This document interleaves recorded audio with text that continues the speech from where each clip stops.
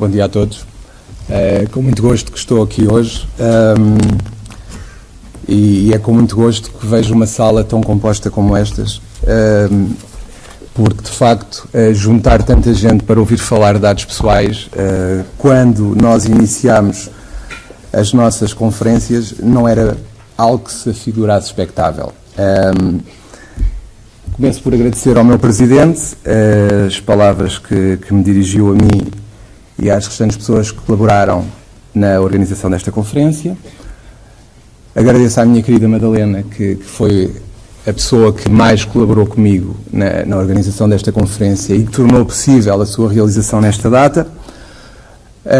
Apesar do curto espaço de tempo que tivemos para organizar esta conferência, de facto, foi uma decisão que já estava tomada desde o final de março, mas, de facto, a divulgação só se iniciou a 20 de abril, que foi quando conseguimos fechar os nomes que iriam estar presentes. Ainda assim, a nossa grande surpresa foi que, com uma única divulgação por mailing, tivemos logo 300 e qualquer coisa inscrições. Posso dizer-vos que ontem à noite tínhamos 840 inscritos, que é uma coisa que me apraz registar para ouvir falar de dados pessoais. Principalmente quando me recordo das primeiras coisas que me disseram quando iniciámos a realização das conferências, que foi para que é que os dados pessoais servem, o que é que isso interessa aos advogados. Foi algo que me foi dito e por isso apraz-me registar novamente o número tão elevado de inscrições. Registro também, como também já foi referido pelo meu Presidente, que já realizámos 12 conferências desde o dia 23 de janeiro até hoje sobre dados pessoais fora de Lisboa, dentro da área da circunscrição territorial do Conselho Regional de Lisboa. Felizmente, penso que foram todas um sucesso, umas com mais, outras com menos inscritos, mas sempre com uma participação muito elevada. Gostaria de agradecer a todos os que participaram nestas conferências, designadamente ao Dr. João Ferreira Pinto, à Dra. Leonor Chastre, à Dra. Ana Barreira Ferreira, à Dra. Sofia Rice Calado e ao Dr. Nuno Gonçalves, que me acompanharam nas conferências que vêm sendo realizadas na área do Conselho Regional de Lisboa.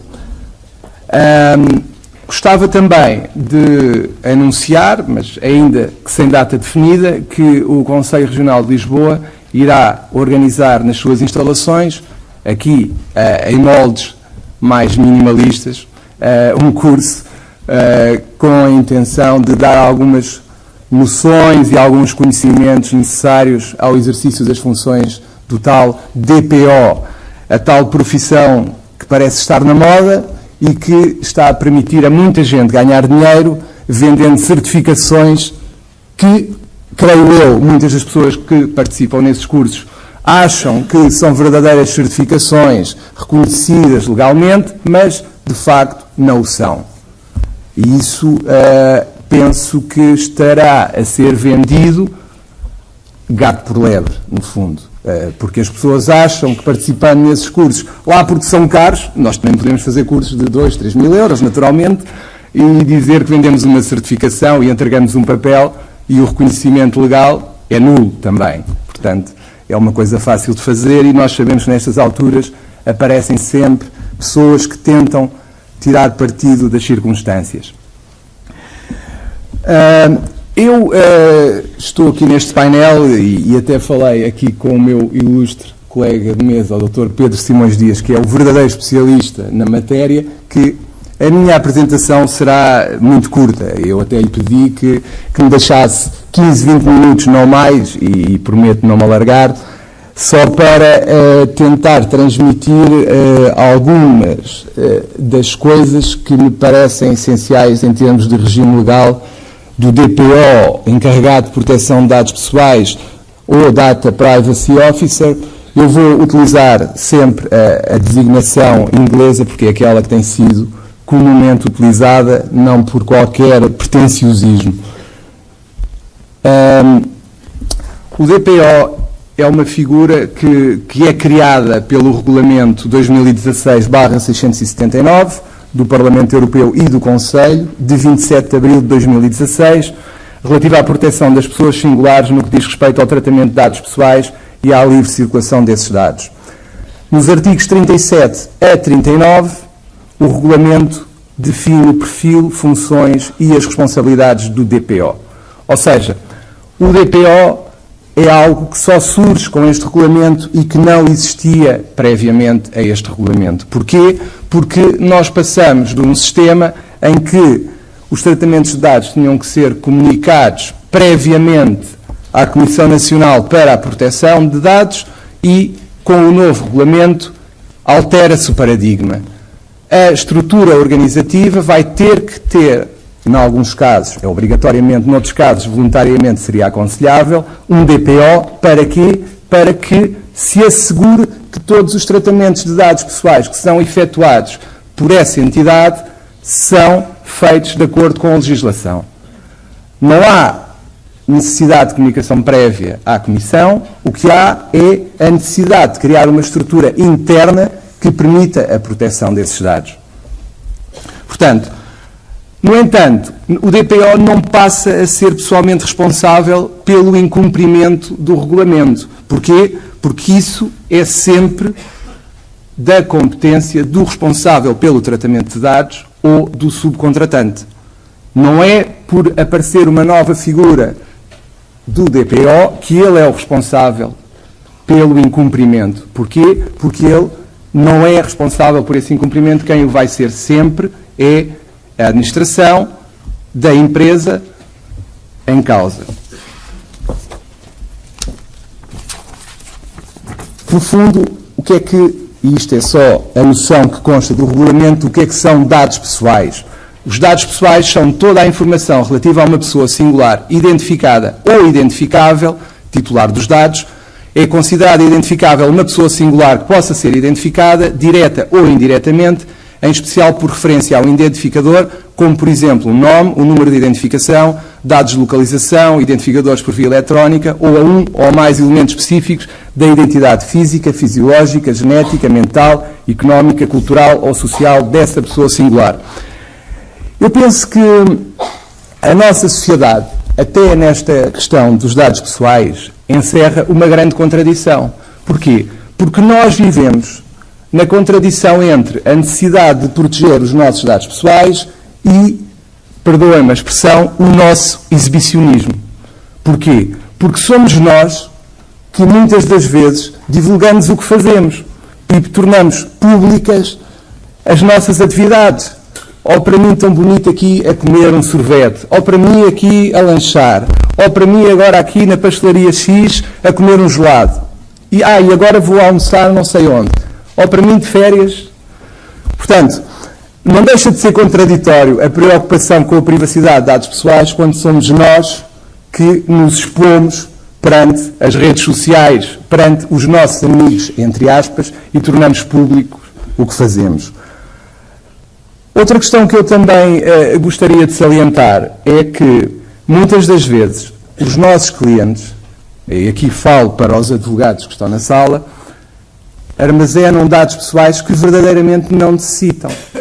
Porquê?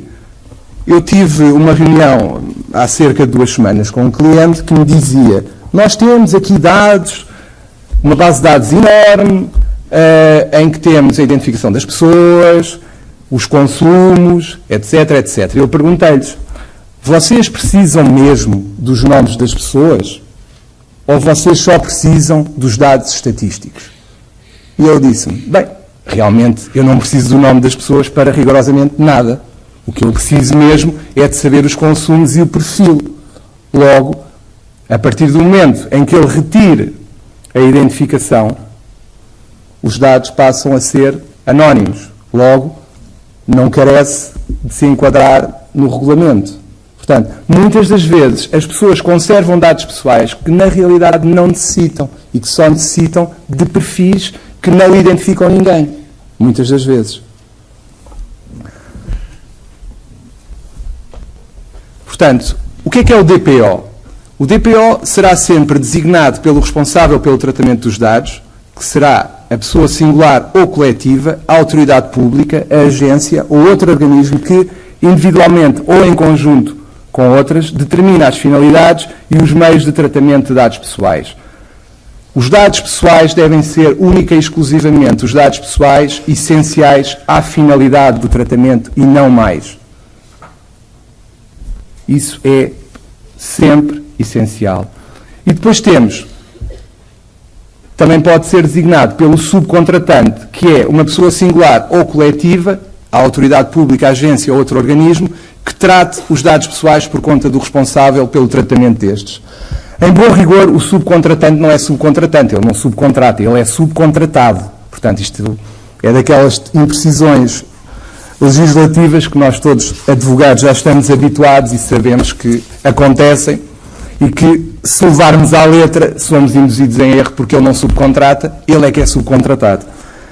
Agora, chamo a vossa atenção para o seguinte, pode acontecer, muitas das vezes, que o subcontratante tenha que designar um DPO e que o responsável pelos tratamentos não tenha que designar um DPO. Tudo depende dos dados que são tratados por um e por outro. E já vamos ver em que circunstâncias é que é obrigatória a designação de um DPO. A designação de um DPO é obrigatória no tratamento de dados efetuados por autoridade ou organismo público. Já sabemos que o Estado, à boa maneira portuguesa, já introduziu aqui uma isenção relativamente à aplicação de coimas no caso dos organismos públicos, durante 3 anos, salvo erro. Portanto, é o costume, já estamos habituados a isso, já estamos habituados em relação aos contratos a termo, portanto, é sempre normal o Estado ter este tipo de atitude. O que é que se passa aqui em relação a esta situação? Quando estamos perante atividades que consistem em operações de tratamento de dados que envolvam controle regular e sistemático dos titulares de dados em grande escala, quando a atividade principal do responsável ou subcontratante consiste no tratamento em grande escala de categorias especiais de dados e de dados relativos a condenações penais e infrações. O que é que são dados em grande escala?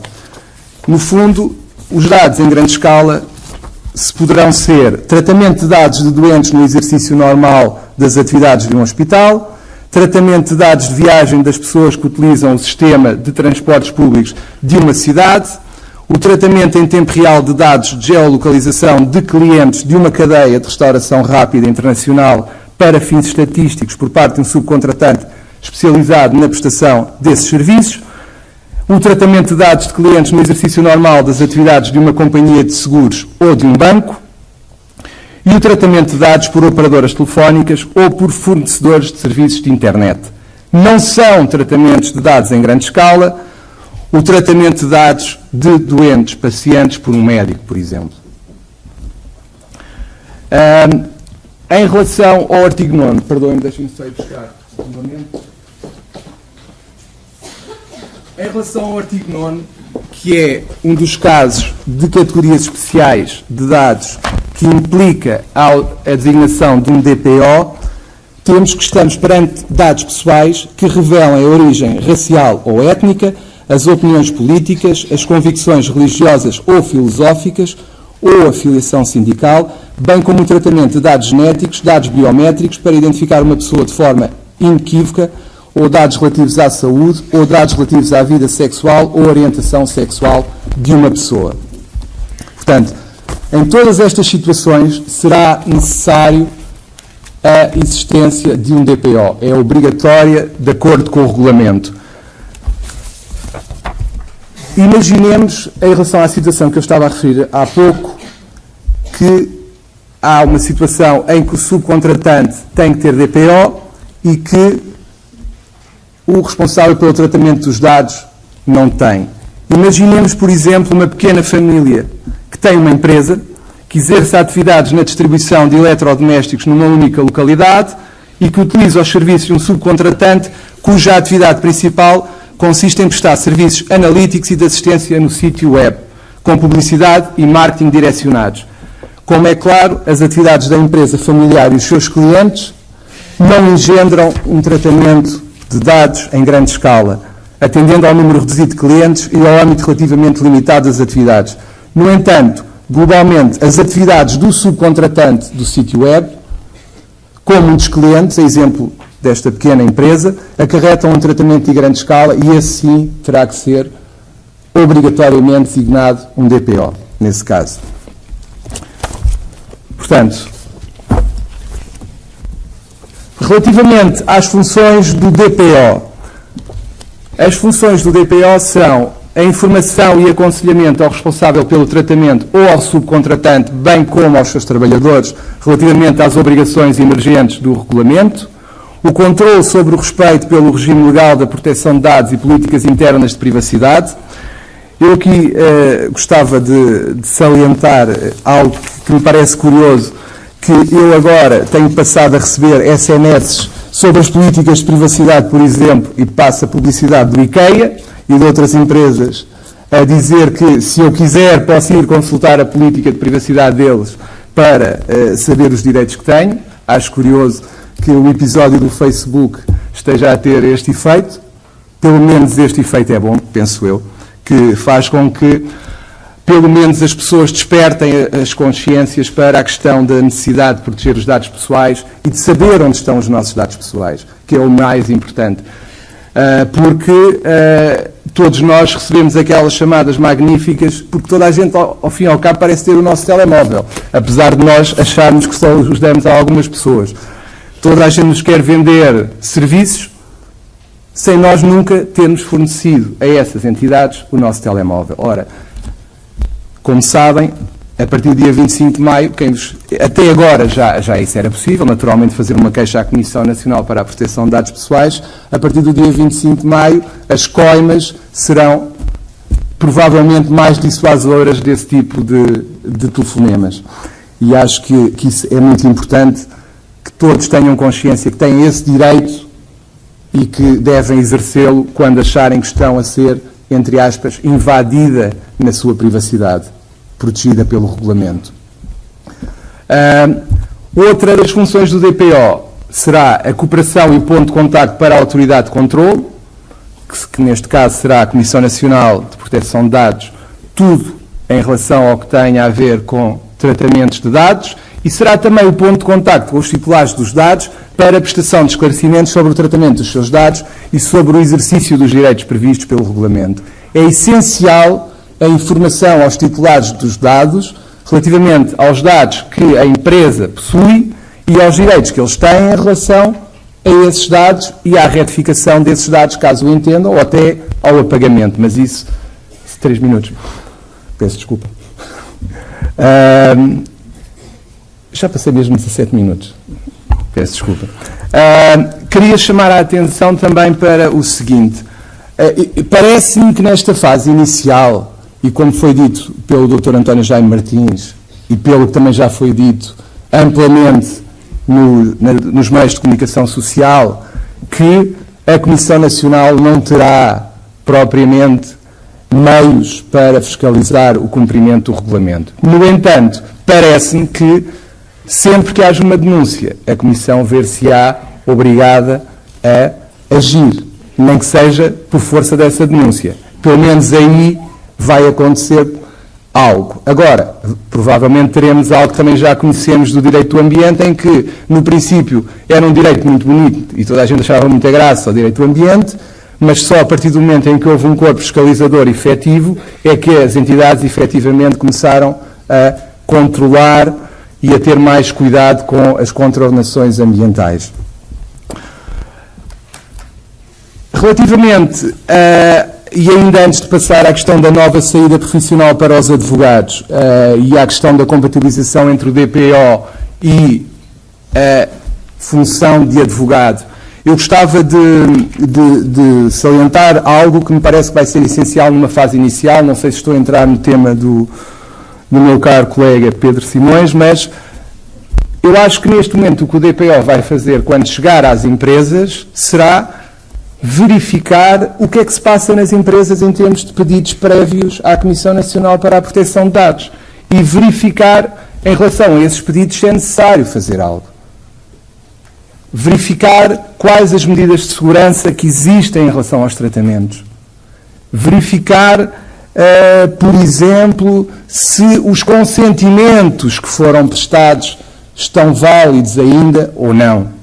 Porquê? Porque ainda também, curiosamente, há coisa de 2, 3 meses, tive um cliente que queria comprar uma base de dados pessoais por um valor astronómico. E eu perguntei-lhe, já viu a base de dados? E ele disse, não.